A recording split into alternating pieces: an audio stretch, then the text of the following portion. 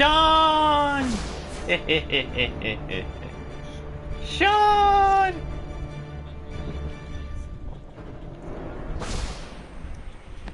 Sean! Uh-oh.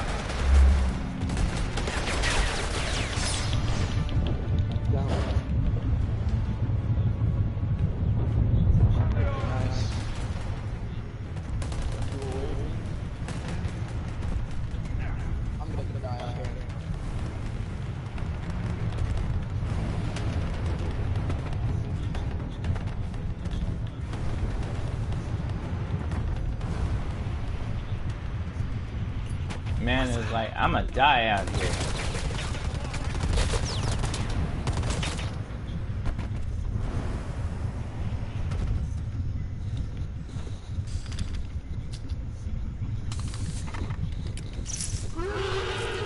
I couldn't see who I was hitting because of all the freaking AI. I gotta end this quick or I'm gonna blue screen after doing all this melee damage. I can only do a certain amount of melee damage before I do too much and I blue screen. It contributes to doing damage. I can't do too much melee damage on the big guy or I'll blue screen. That's what it seems like.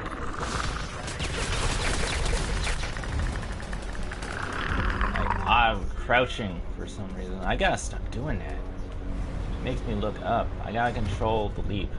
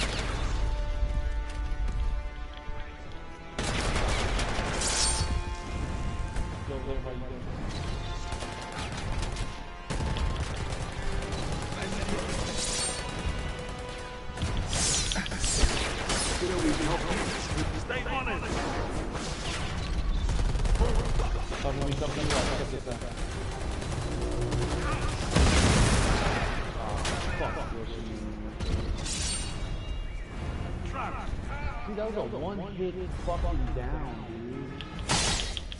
dude. will help me. I was thinking. Fucking kid brought me down. I was at full health. Fucking did 125 damage. And I normally play with self-revive, but the fucking game keeps changing my loadout, dude. Is that happening to y'all? It's happened to me too. Yeah, it's changed my randomly changes my loadout. I'm fucking Yeah, it happens to me too. It's really glitchy with this latest update. It's no fun playing Pred either. I think I had a self-revive, but I guess not. I had a grenade in stone. No, I have a self-revive, but the game changed my fucking loadout going into the game. Yeah. Somebody hit me with the grenade. I'm just actually pointing that out. That was me. Okay. I don't understand. Yeah, don't go into privates. They change your loadouts to default. Yeah.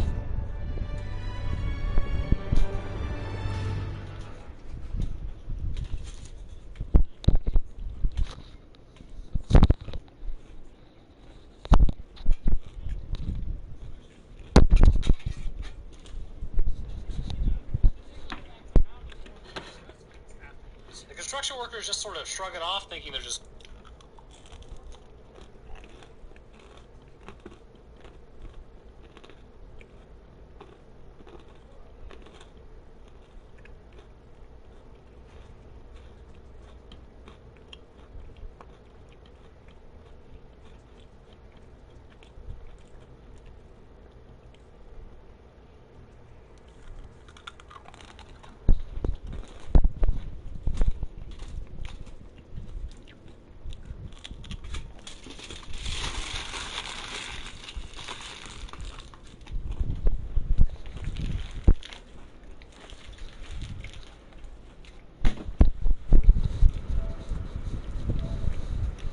Is Sean in here?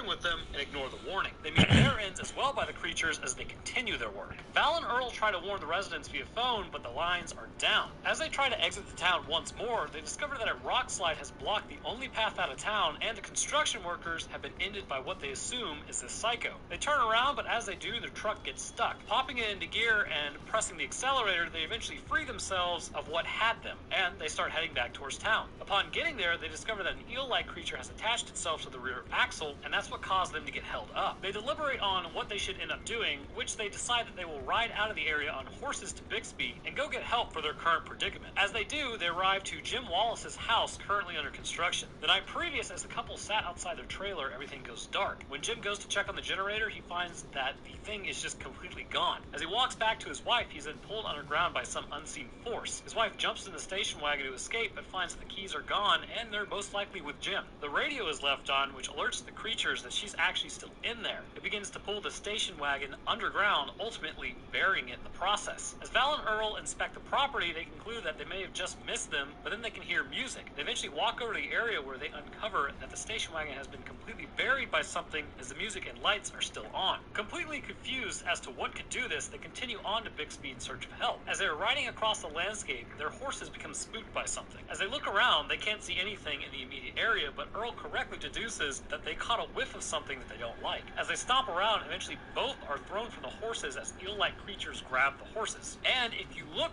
close enough behind the horse, you can see that it's actually tied down with some sort of black wiring. Very interesting. The 90s. Proclaiming there must be like 1,000 of these things under the ground after seeing a large rounded dome beginning to form, a large worm-like creature erupts from it, immediately disproving that line of thinking. The eels that they have been seeing are actually this larger creature's tongue. They take off running from the beast after it finishes with the horses, and then it gives chase. Quickly gaining on them, they try to jump across the aqueduct, but fall just shy of reaching the other side. As they wait for whatever it is to catch them, it ends up smashing into the concrete barrier, and assuming it just knocked itself out, they realize that it's actually completely done when one of its tongue falls out and goopy saliva and blood begin pouring out of it. Rana shows up asking more about the seismographs acting weird after seeing them fall into the aqueduct, to which she notices that the beast is sitting there with its face smashed in. Move the concrete out of the way to reveal that the creature has a large head with a bony covering. Val digs out the back of the creature, revealing that it is extremely long and covered with spikes. As they are investigating the creature, another shows up to their vibrations. As it does, the trio gets trapped on boulders for the night, as the worm can hear them through the rock that they've taken refuge on. Then they eventually devise a plan that they would just pole vault across the rocks to get to Rhonda's truck. As they land on the truck, the creature immediately begins to dig underneath and take it under. They hit the gas and escape and drive back towards town, outrunning the worm, which is a pretty strange statement. As they arrive back to town, they warn everyone, all 14 people. They look at a map to determine the attack pattern, and it shows that it's getting closer, and the valley is just one big buffet. As they do, the attack on the town has officially commenced. They see Mindy outside on her pogo stick and run up to grab her. When they do, it causes everyone to scatter to various buildings. The general stores attack, and Walter is bitten and then dragged underground. As everyone retreats to whatever rooftops they can, two hunters, Bert and Heather, are in the rec room seemingly after just arriving home. After sitting in the rec room, they're radioed to get on their roof, but the creatures attack and it's too late. One of the creatures breaks into the underground room and then begins to try to eat them. However, these were doomsday preppers, and essentially they unleash everything they have on the beast. Most of the projectiles do not appear to pierce it as deeply as needed, and only direct hits to the mouth do any damage. Eventually they turn a tool used to put down elephants, and then after 2 bursts, the creature falls to the basement floor defeated. They radio back saying they put one down as another arrives to investigate the noise. When it does, the gunners head to the rooftop in an attempt to use the same plan as before, because why fix what ain't broke, buddy? Feel like you're being watched? Hackers can see what you send over Wi-Fi, or steal what's on your... With the largest tool at their disposal, they cannot pierce the dirt and the creature's hide to end it. As the town hears back that they can't actually put it down, the creatures begin to investigate the buildings and their foundations. The mother and daughter's home is sturdy enough with concrete foundation, creatures can't sink it. The general store is also pretty sturdy, but will eventually fall after repeated attempts. The trailer that belongs to the father and son, Nestor and Melvin, is then tipped. When it is, Nestor is thrown from it and attempts to get on a tire, but is not high enough. He is pulled through the tire and underground to Melvin's horror. As the group attempts to figure out a plan to get out of there, they radio to Bert to tell him to get in his truck and go get help. After the attack that they just suffered, they realize that they won't be really around long enough for him to go get help and then get back. The worm currently at Bert's house moves around the house and activates the truck alarm anyhow, to which the truck is then taken out by the worm's eel-like appendages, meaning that it's not really a plan for anyone to get out that way anyways. As they discuss what to do, they figure that they should make a run for the cat and then hook up the semi-truck trailer, as it can pull anything, to which they actually are correct. As a distraction, they send out a mower, to which both worms give chase, and Val takes off from the roof towards the cat. Halfway there, the mower tips over and shuts off. Val continues to run, but only makes about 3/4 of the way before he's forced to stop as the creature's caught up to his running. The group begins to make a ton of noise back in the town to get the worm's attention,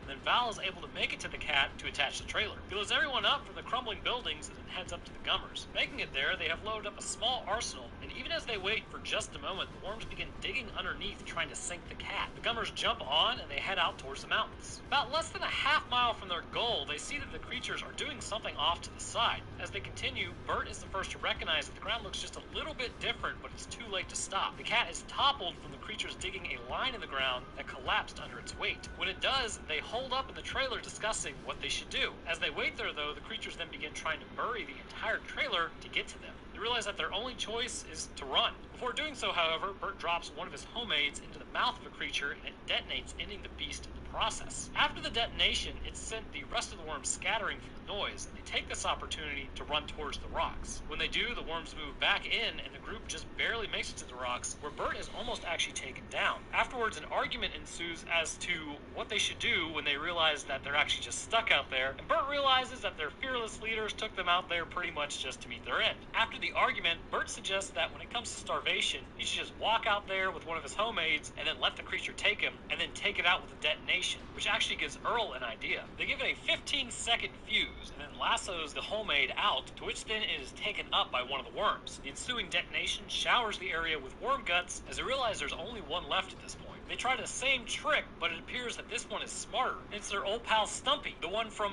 he got his tentacle ripped out from the truck. It ends up actually taking the homemade, but then throws it back, to which it lands on the other pipes with just enough fuse for everyone to run. Its detonation destroys their arsenal, leaving only one left in Val's hand. The group makes a bunch of noise on the rock to get these things' attention, and it slowly recedes back into the earth. Earl makes a step, but Val stops him, saying that this one is smarter. It's not like the rest. He is correct. The creature is waiting for them under the ground. It just lost them for a second, and it's waiting for them to take a step. Val proclaims that this thing isn't smarter than them, and it takes off running with the homemade. Reaching the cliffside, the creature is barreling right towards them. Val lights the homemade and then throws it, missing the creature, but that was sort of the point. It detonates and the shockwave irritates and scares the beast. It speeds up, no longer interested in eating them, but escaping the source. When it does, it doesn't realize it's actually approaching a drop-off. It bursts through the cliff, and Val yells at it, asking if it can fly. Ironically, later it can, but in this form, no it can't. The creature falls to its doom at the base of the cliff onto the rocks below. So just to wrap it up, the group celebrates, still choosing to stay on the rocks until they all realize it's safe to head back home. They go back to town and contact the authorities to come out to investigate what happened. Val and Earl discuss magazines and National Geographic, and ultimately Val pursues a relationship with Rhonda, which wraps up the story for now. So getting a good look at these creatures, first things first, what should they be called? Well, for anyone who's actually watched the movie, we have Walter, the store owner, to thank for the name. Aptly called graboids, they do just that, grab you and bring you down. These graboids on average are roughly about 30 feet in length and can weigh upwards of roughly 20 tons. Most, however, fall into a range of about 10 to 20 tons. So for now, we're going to actually just focus on the graboids. In other episodes, we will discuss sort of like the other two different species of this creature. Otherwise, this video would be like 3,000 years long. So the one we are familiar in this film is known as the American graboid. But there also appears to be another African species that is different physiologically because of the adaptations to its environment. Of the American species, the pigment of these creatures is darker and more brown. However, which we will actually discuss later, is a genetic variant known as El Blanco. That is a completely white graboid who, due to the possibility of genetic deficiencies, is sterile and not complete its life cycle. Speaking of life cycle, this creature has 3 distinct phases that all round back to what it becomes in Trimmer, suggesting that these are actual immature versions of what this creature is. Born from eggs, the graboid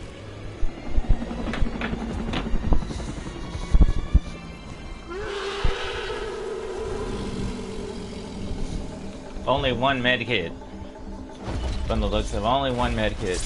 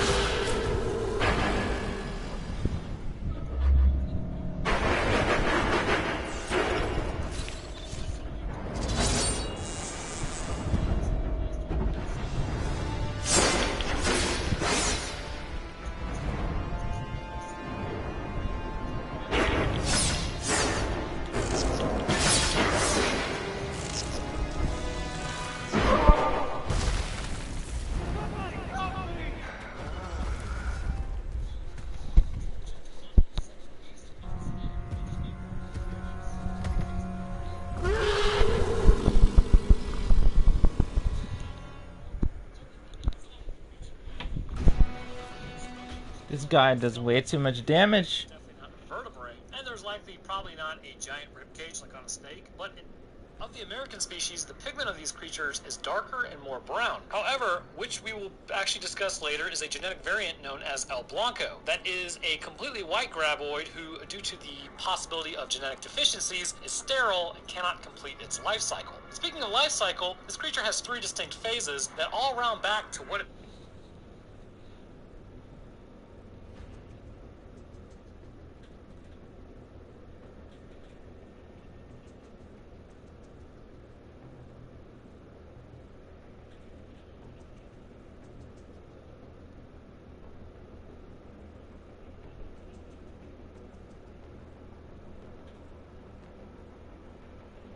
comes in Trimmer, suggesting that these are actual immature versions of what this creature is. Born from eggs, the graboid appears to be sort of like a larva stage, seeking nutrition from anything that walks on the ground. Adapted for a time period that it formed in, likely there were larger animals which were more common, but now it hunts smaller mammals such as coyotes, cattle, and humans. The other 2 phases of its life induced the creation of the shriekers and the ass blasters, with shriekers walking on the ground and only arising after the graboid is destroyed. The ass blasters appear to be a continuation of the life cycle of the shriekers, where they have adopted flight.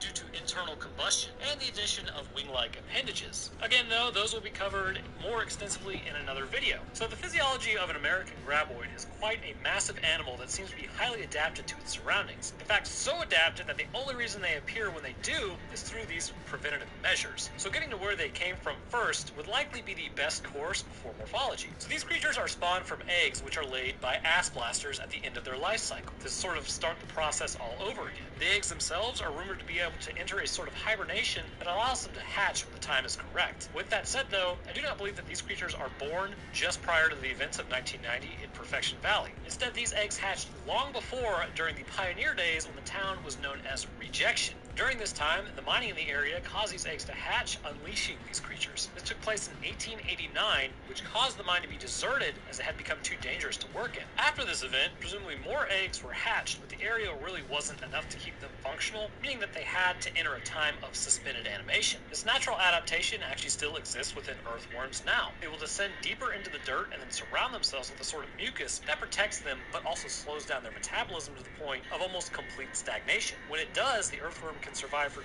quite a bit of time, allowing it to reemerge.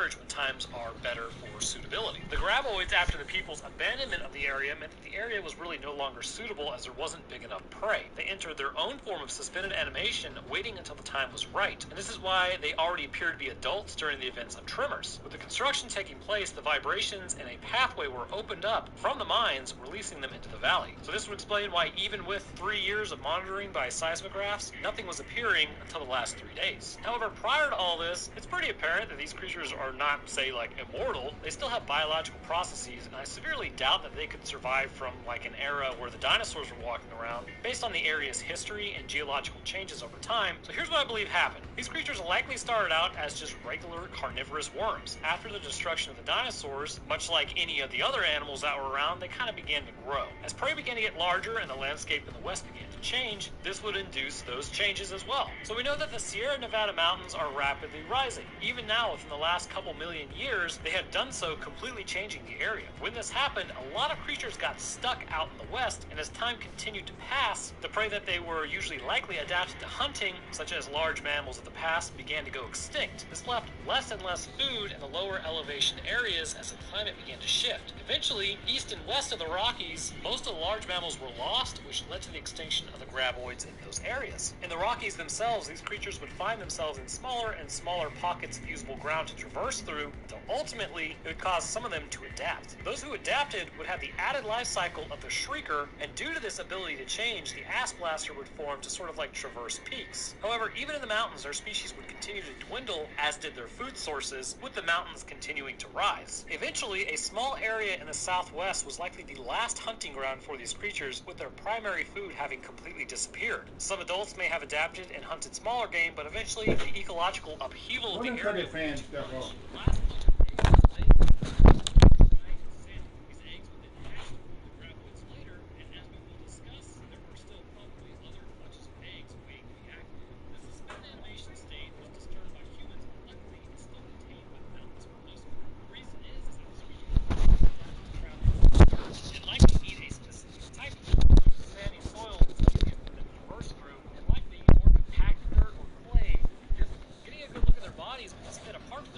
skin, which is almost impenetrable to small arms. This thick, callous skin is capable of withstanding hits from underground rocks, and would likely be segmented like a common earthworm too, with circular muscles in the body. This would sort of allow them to undulate like earthworms do, but the longitudinal muscles would allow them to almost swim through the dirt. And it can also be assumed at this point, judging by the fact that these creatures have no ears and no eyes, they can probably sense vibrations in the ground, much like earthworms can. In fact, birds actually hunt earthworms by tapping their feet on the ground to mimic the sensation of a mole in the dirt, which actually sends the earthworms going back up towards the surface. Sort of like how humans walking or horses galloping kind of sends a graboid to the surface. But it's not just muscle that allows it to move through dirt so effectively. Looking at the face of this creature, it has a streamlined skull. The bony jaw would suggest that unlike other worms, it in fact may have some internal structures, which we will get to momentarily. The jaw shape allows for dirt to slide past it and have its body move behind unhindered. The movement of the powerful muscle in the body appears to move